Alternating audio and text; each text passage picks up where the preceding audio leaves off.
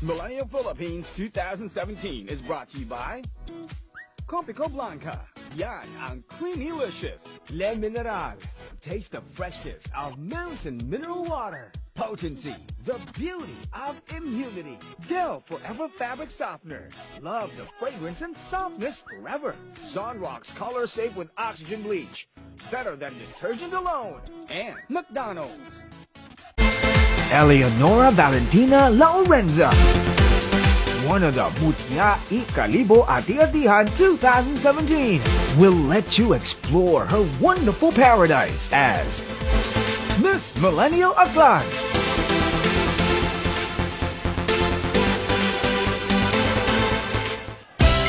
Years old, grade 12, Humanities and Social Sciences, one of Mutya It Kalibo Ati-Atihan, Miss Millennial Aklan, Eleonora Valentina Laurenza. Ganda ng pangalan, ano? Eleonora Valentina. Pero ang nickname niya ay Ella. Hi, Ella. Ayan. Hi, Ella. Ella, dito ka sa gitna. When we hear kasi Aklan, ang naiisip agad natin, ang unang napapasok sa isip natin, Boracay. Boracay! No? Correct. Pero ano-ano pa ba ang maipagmamalaki ng Aklan, Ella? First of all, in Aklan, we have what we call the ABCs. ABCs? Ayan. Opo. Ano yun? ABCs of Aklan yan. Opo. Letter A is the famous Ati-Atihan Festival. Okay. Which is the mother of all Philippine festivals. Yes. Kasi sabi ko lang sa iyo, right, Pinagmulan. di ba? Yun yung pinag-uusapan namin ni Tama. Alan. Sinabi ko sa kanya yan. Oo. Pinagmulan Unang-una ng lahat. dyan yung Kalibo, Ati-Atihan. Sumunod, Dinagyang. Last Yes. actually yung Cebu. So, Sino? A, Ati-Atihan. It is dedicated to the child Jesus or Okay. Santo Niño. And we also have what we call the Pacto de Sangre or Blood Compact Festival. Pacto de Sangre. Opo. Pacto de Sangre. It is for the New Washington municipality. Actually, we have 17 festivals, each for the 17 municipalities. 17. Wow. Hindi na uubusan ng festival dyan sa Aklan. Ang dami. Sila daw Mabuhay ang nag-umpisa eh. Aklan! Kayo pala talaga itong pinaka-mapiestang tao. Dami, Grabe. yes. Okay. Yun yung A. Ano yung B? Ano yung B? B is for the famous Boracay Island Of course. Malay. Alright. A misinterpretation of Boracay Island is that most people don't know that it's actually part of Aklan. It is Okay. actually part of the municipality of Malay. Malay. Opo. Okay. Malay Aklan. Ano muna salita sa inyo? Aklanon. Parang karaya, hindi. Aklan, Bisaya po. Paano? We have what we call the AE, AO, Ga, Re, Yi, Ro, Hu. Yun yung kaibahan niya. Opo. We actually have a tongue twister from my province. Paano? naman? Sige lang, ikaw sumubok. Sige, Baka pag ako sige. iba yung masabi ko. Oo nga eh. Ikaw na, ikaw na. Sige Oo. nga, Ella. Roan Wang, nagawugawug sa wugan-wugan. Ay, ang ganda. Wag na lang natin ulitin. Kaya talaga tayo. So, ano talaga ang Kaya dialect tayo nyo? dyan. Ano yung Aklanon? Similar to Ilonggo? Hindi po. Yung Ilonggo po is La, ours is EA, which is La. We're the only Yun. province that has those frigolative languages po. It is what makes Aklan known for, because that was a classic tongue twister. They said that if you're able to pronounce that tongue twister, then you're able to speak any dialect in the Philippines. Hindi ko kaya. Isulat mo Tula, mamaya memorize challenge namin. natin yung mga dabarkas natin. Pero, Ella, okay, natapos na ba tayo sa ABC? Yung C. Ano yung letter C? C is for the century-long Pina weaving industry. In Pina is known to be the queen of all fibers, and in the capital of Aklan, Kalibo, it is known to be the queen maker because it has the oldest and chief producer of the Pina fiber. And this is the piña fiber used for mga barong Piña Tagalog, Busi. mga classic. Yes. Okay. So, ABCs. Ano ulit yung A? Ati-Atihan, Ati-Atihan, Boracay, and Piña. And century-old. Century-old Piña weaving. Industry. Opo. Magandang pinagkikwentuhan natin yan. Pero Ella, gusto namin makita ano pa ang pinagmamalaki ng Aklan. So, please do the honors, Ella. Dabarkads, I will show you the beauty of my province. Aklan is more than its ABCs. It is filled with diversity and hidden treasures waiting to be discovered. This video presentation will tour you to my Aklan. Thank you.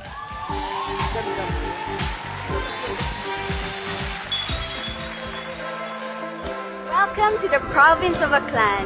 This is Ella Lorenza, and we all know that Aklan is known for its ABCs. A for the Atiatiang Festival, B for the famous Boracay Island, and C for the century-long piña weaving industry. But this time, let me take you deeper into our province.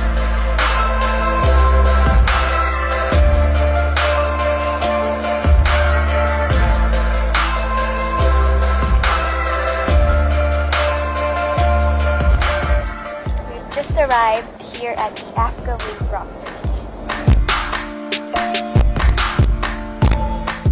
This is the home of Cardinal Sin that up to this day is preserved.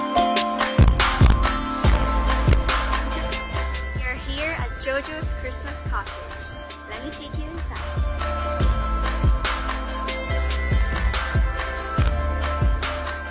Kalibo is known for its piña weaving industry. If piña fiber is known to be the queen of all Philippine fibers, then Kalibo is known to be its queen maker.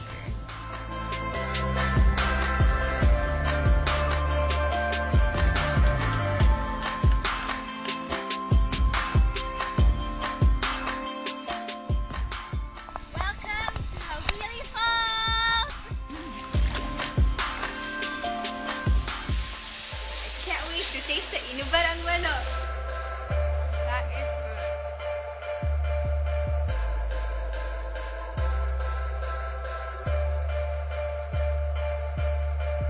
We've just arrived here at Hurum Hurum Resort, which is a cold spring. The Kalibo Santa Niña Atiatian Festival, the mother of all Philippine festivals!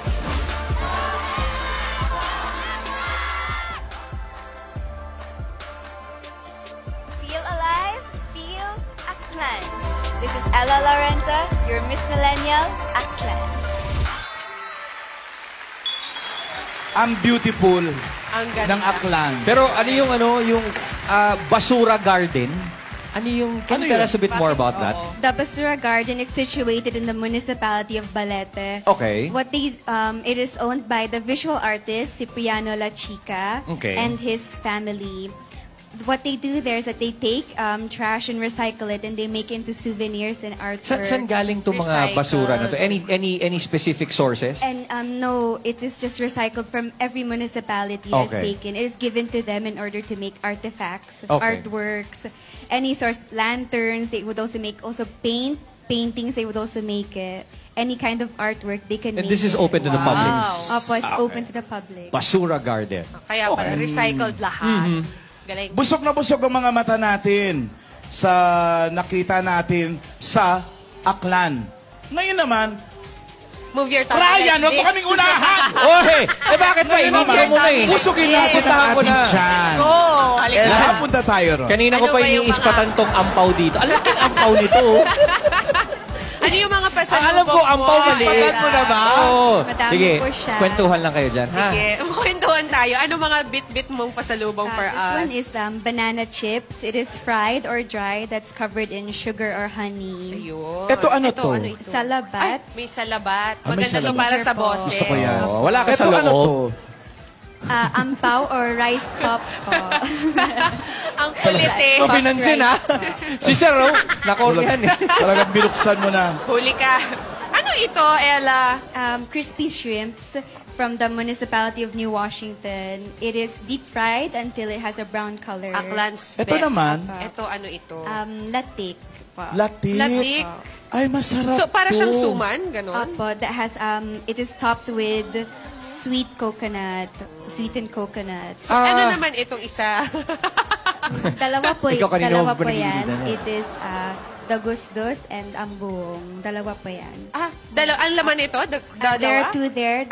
Magkaiba. Ano yung dagusdos? It is malagkit na rice. Okay. Ano yung And isa? The ambuong is made from the ambuong palm flour. Ambung. So, ano siya? Sarap ba to? Flour. It's sweet. Ano kaya po. yun? Apo, masarap. Try Pwede mo. i-try? Apo. Sige. Kumusta? Yes, Ryan. Malap! Ang laki nito. Ubus ang pelikula sa akin dito. Sige ba, try mo nga. Ano ba yan? Ampaw siya na malaki. Then, ikaw na lang maghihiwa nito o pang isang tao lang to, Ella? Pwede naman po pang isang tao. Depende sa'yo kung paano mo kakainin. Ay, parang sikat sa kanila Ito yan, nito, no? yung crispy shrimps yata, no? Ano pa yung ibang mga pagkain na, na sikat sa Aklan? We have the inubarang manok, which is, it uses 2 types of coconut milk.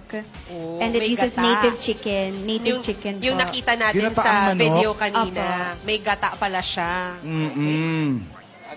Ano ba? Tago kayo ng tago dyan. Nakakaloka kayo. Tatago ko na to para share natin mga Dabarkats mamaya. Maglalagay Sa ako akin dito lang sa- naman. Gusto ko talagang matikman kasi mga pagkain sa buong Pilipinas. Kasi hindi natin sila Bahala kayo naiikot. dyan. Oo. Magtrabaho tayo. Everyday Ilan to lang po travel the yan sa mga Philippines. ipinagmamalaki So, ng alam niyo Aklan na inilay na para sa atin ng kanilang local tourism. Hindi ba, Ryan? Sa mga Dabarkats natin sa Aklan, help us know more about your home. I-share nyo na po ang iba pang pride ng inyong probinsya sa Facebook page ni Miss Millennial Aklan at ng Eat Bulaga. Nagbayo ka na talaga. Thank you, Miss Millennial Aklan. Thank you, Ella. Thank you po. Ella, imbitahan mo yung mga Dabarkats natin na bisitahin ang inyong Aklan. Mga Dabarkats, to everyone here, to all Aklanons, and to everyone in the rest of the Visayas region, I want to invite you to our province and let you discover its hidden treasures. Thank you. Karamihan kasi sa inyo, Boracay lang pinupuntahan nyo eh. Bisitahan nyo yung Correct. ibang bahagi ng Aklan. Napakaganda. At Tulad subukan ng yung falls kanina. Yes, ang Na ganda, may no? 7 7 cascading Oo, falls. ang ganda. Tsaka try nyo maki-celebrate ng Ati-Atihan Festival. Sobrang Original. saya. Na-try ko na yan. Ay! Yan, natawa. Wait, Dabarkats, you may follow Ella on her social media accounts at buong linggo po tayong mamamangha sa mga natatanging yaman ng Pilipinas. Next week, mga Dabarkats, humanda ng mas makilala ang Parañaque, Ang layo niyan. Ilocos Norte, Ang lapit. yan, Quezon Province, Ang lapit din. Tarlac, at Antique. Ay, neighbor nyo. Yan, dito lang yan sa Miss Millennial Philippines 2017.